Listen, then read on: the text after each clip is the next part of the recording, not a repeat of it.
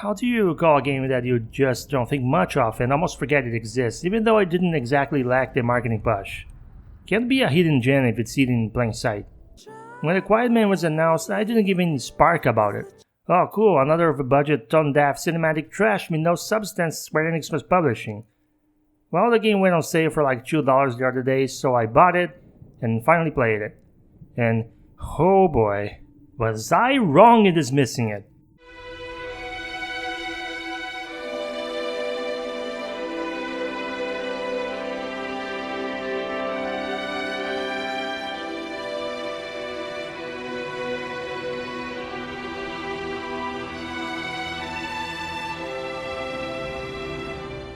The narrative part of The Quiet Man is unique in more ways than one. The story takes place in probably New York and features Bass Hunter acting as the main character, Dane, a deaf or hard of hearing man who works as a Yakuza-style soldier for his best friend Tei. Dane is, simply put, a really cool guy and a certified badass who could fight John Wick unarmed and make him kiss the floor. But sure, a badass impossible white boy isn't super original. The ingenuity of the narrative is that the story is presented from Dane's point of view, so we hear nearly like how he does, which is basically nothing. The game will instead play these strange synthesizer sounds when someone is talking, and the audio of everything is very muffled.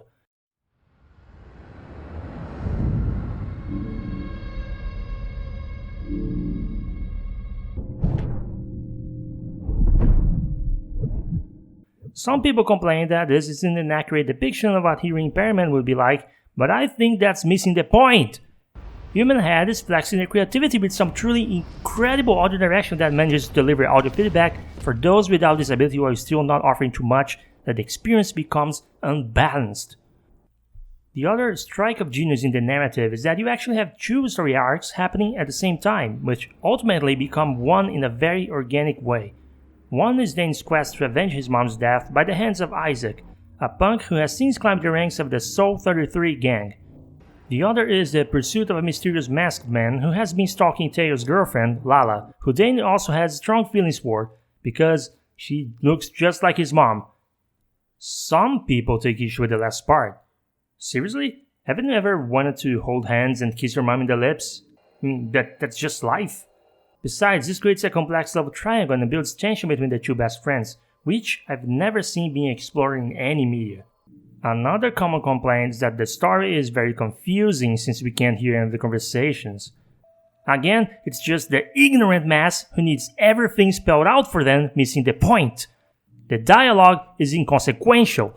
You have all the information you need already. A good story can be presented with no talking. You don't need to know their names. You don't need to know the motivation of anyone except Dane. You don't need to know how Lala feels about anything that's going on around her.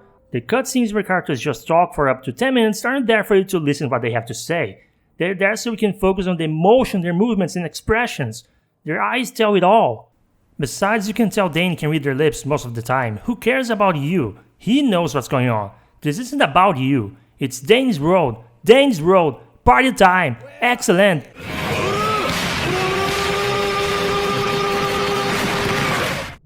Your lack of full context doesn't stop the story from continuing and all the amazing action set pieces from coming. Besides, this makes the plot twist so shocking and out of nowhere, you will fall off your seat. I have to admit, it's gonna be hard to review other games or the stories. The Quiet Man stands alone in a pantheon of game narrative. Oh, and you unlock a playthrough with normal sounds and voices on after beating the first time.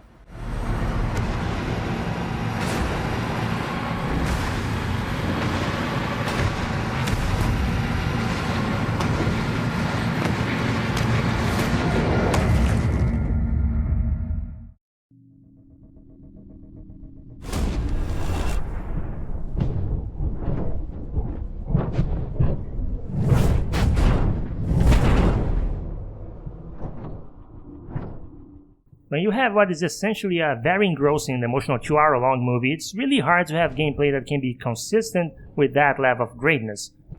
I'll be brutally honest, this game took me about 2 hours and a half to finish, give or take, and of those hours there were probably 20 minutes of gameplay in total, in form of combat sections that start between the cutscenes.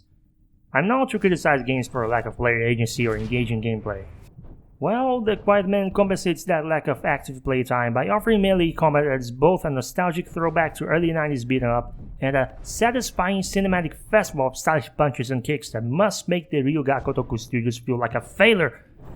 And it should feel that way, because I couldn't finish Yakuza 0 after going through the Quiet Man's combat. I might just watch the rest of that series on YouTube or something. Combat can be described as very deceptively simple. You move around, hold a button to run, push another to quickly dodge or dash to another opponent, and you can attack with punches, kicks, and grabbing someone to punch them over and over or push them away. If your focus mode, or Dano Vision as I like to call it, is available, you can activate it, slowing things down or doing unblockable moves that destroy whatever punk gets in your way. You might notice there is no heads-up display in the game. This forces you to deduce your condition based on what color changes or subtle visual cues you see. This helps tremendously with the immersion, like you're really playing the scene of a blockbuster action movie. Even with your Dano Vision badass punishers, you still need to really study the pattern of each enemy group to figure out the best way of avoiding damage and countering with perfect timing. Some would call it the Dark Souls of beat 'em ups, but without all the excessive extra help you get with magic, helper play invasions, or Estus flasks to make it casual friendly. No shortcuts, you gotta use your limited range of moves the best way you can. Enemies can block, but you'll find that you can't. Well, it's not that you can, more that they won't. It's full hit or none at all in Badassville, and that's how it should be.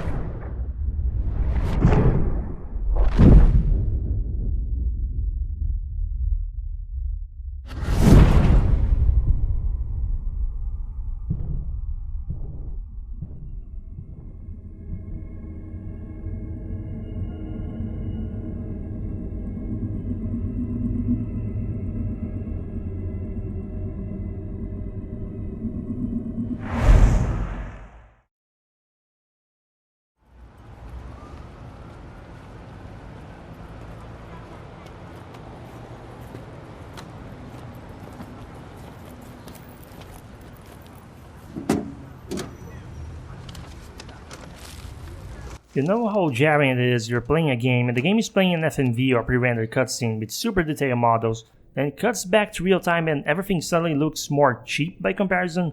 That can cause some serious dissonance. The Quiet Man doesn't have that problem. When I said it was like a 2-hour long movie, I wasn't talking about the amount of cutscenes in FMVs.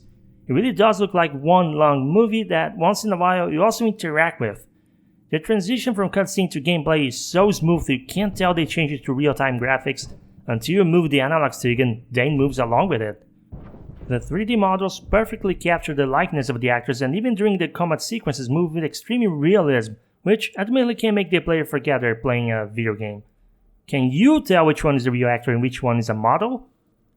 UI elements are very, very minimal. I've already said there is no heads-up display during gameplay, but you do get a pause and title screen menu, which looks like a shitty DVD menu someone put together in a day, which adds that much needed homemade touch to the presentation.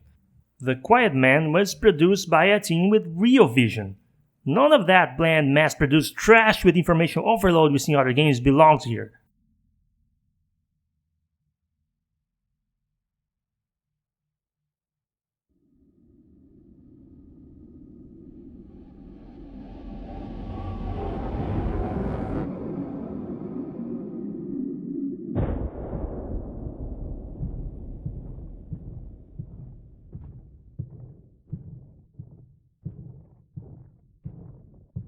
People who don't understand anything about sound direction will ask, "What music?" The Quiet Man proves that using music very sparingly works like a charm, even more so in a game that uses muffled sound effects so effectively.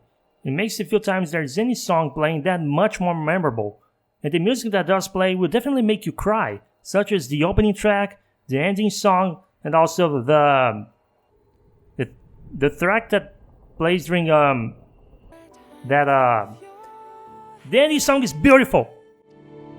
And the time that it takes for a smile to cross the room, and the time that it takes to be.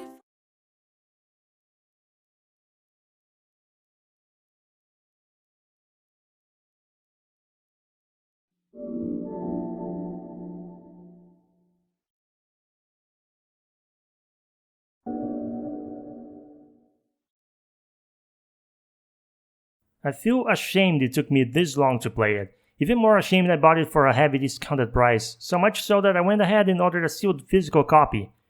Well, the copy was also heavily discounted, and I did try to tell the seller I wanted to buy it for the release price, but he just told me to shut the fuck up and take it.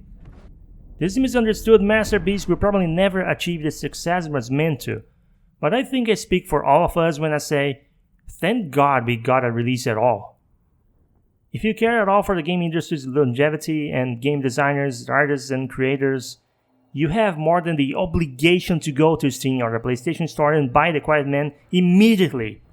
Because with all the trash fire, over-budget, overhyped, shitty AAA games that come out, take our money, and never deliver on the promised content and quality, we gamers need to send the right message. The Quiet Man is what AAA games should be all about. And if even after watching this review you disagree, then throw away your PCs and consoles and go play fucking Monopoly. You're not a real gamer and you're killing the industry's creativity. Thanks for watching.